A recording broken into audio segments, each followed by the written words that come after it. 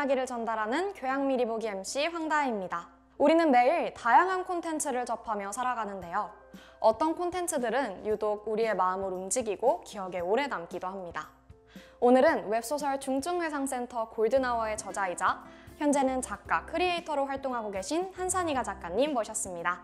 오늘 정보과학교육원에서 주최한 특강 하시고 오셨잖아요.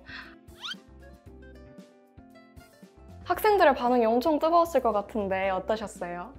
생각보다 학생들 되게 많이 와가지고 좋았고요. 그리고 질문이 엄청 많았고 또 질문의 퀄리티가 생각보다 되게 높아서 진짜 콘텐츠에 관심이 많구나 라는 생각이 들었습니다. 저도 너무 재밌게 봤습니다. 감사합니다. 그럼 작가님은 의사로서 환자를 돌보셨고 현재는 크리에이터이자 작가로서 활동하고 계신 거잖아요. 세 직업 모두 사람들과 소통한다는 공통점을 가지고 있는 것 같아요. 그럼 작가님께서 생각하시는 사람들을 사로잡는 콘텐츠의 특징은 뭐라고 생각하시나요? 저는 사실 장르를 하는 사람이니까 재미가 있어야 일단 된다고 생각합니다. 제가 중증외상센터 작가다 보니까 많은 분들이 저한테 중증외상센터에 대한 주제를 담으셨나요? 이렇게 물어보시는데 저는 그게 제일 재미있을 것 같아서 쓴 거지 거기에 첫 번째로 어떤 주제를 담지는 않았거든요. 재미가 있어야 사실은 사람들이 보고 그 다음에 그분들이 거기에 대해서 생각하는 거는 그 다음 문제라고 생각해서 저는 무조건 재미가 첫 번째입니다. 재미를 무조건 잡고 그 이후의 것들을 하셨군요. 근데 창작 활동을 하다 보면 머릿속에서는 잘 생각이 나는데 막상 그거를 글이나 작품으로 옮기기가 쉽지 않은 것 같아요. 작가님은 이런 구현의 벽을 어떻게 넘으셨나요? 이게 말씀하신 게 정말 맞는 게 많은 작가들이 처음 글을 쓸 때는 항상 어떤 장면을 머리에 두고 시작을 해요. 특히 드라마 작가님들이 많이 그러시거든요. 근데 그거를 쓰려 그러면 그 장면이 이제 머릿속에서 엄청 멋있었고 재밌었고 한데 쓰면 그걸 떠올리면서 쓴 건가? 이런 생각이 들잖아요.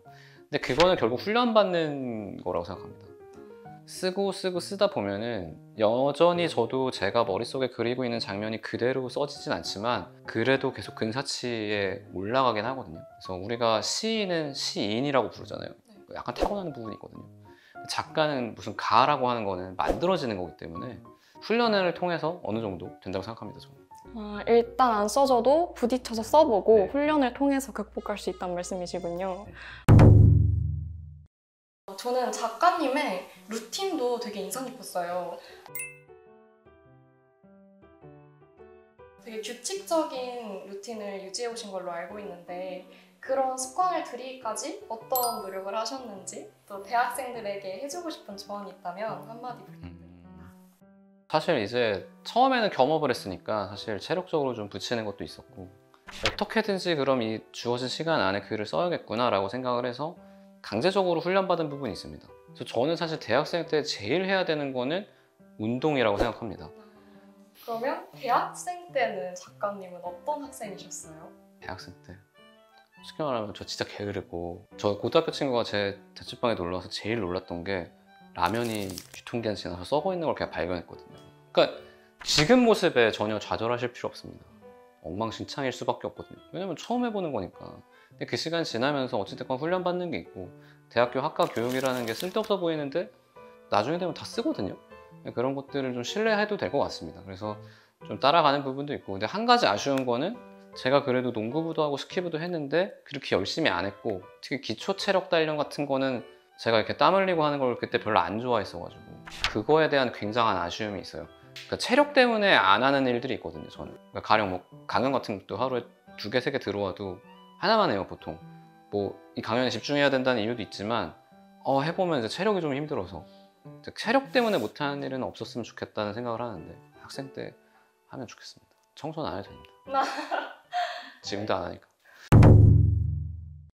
작가님께서 의사도 하시고 작가도 하시고 크리에이터로 활동하고 계시는데 되게 다양한 장르를 하신 것 같아요. 근데 누구나 그런 도전의 과정에서 슬럼프를 겪잖아요. 그럼 작가님께서는 그런 순간들을 어떻게 극복하셨나요? 일단 뭐 의대 때는 사실 옆에 있는 애들이 다 하고 있으니까 약간 그냥 묻혀가는 느낌이 되게 강했어요. 그리고 레지던트 때도 사실은 힘들긴 한데 어차피 동기도 있고 그리고 대학병원에는 지금 이 순간 나보다 힘든 사람이 무조건 한 명은 있거든요. 내가 지금 밤새고 있지만 이틀 밤을 새고 있는 애도 있을 거다. 약간 안 좋은 생각일 수도 있는데 나보다 힘든 놈이 무조건 있다. 약간 이런 생각으로 그때는 버텼던 것 같고 닥터 프렌즈는 3명이서 하니까 제가 좀 의욕이 떨어지거나 좀 슬럼프 빠졌을 때 나머지 둘이 좀 이끌어주기도 하고, 또 반대로 얘가 슬럼프에 빠지면 저랑 둘이 하기도 하고, 그래서 같이 하는 게 이거는 좋았던 것 같고요. 웹소설은 사실은 저는 저랑 제일 잘 맞는 직업이라고 생각을 해요. 굉장히 중독적인 일이라고 생각합니다. 그러니까 신작을 계속 쓰고 싶고, 어떤 새로운 이야기 보면 저것도 내가 한번 이야기로 살려보고 싶다 이런 생각이 계속 드는 거 보면 슬럼프라고 할 만한 건 아직 없었던 것 같아요.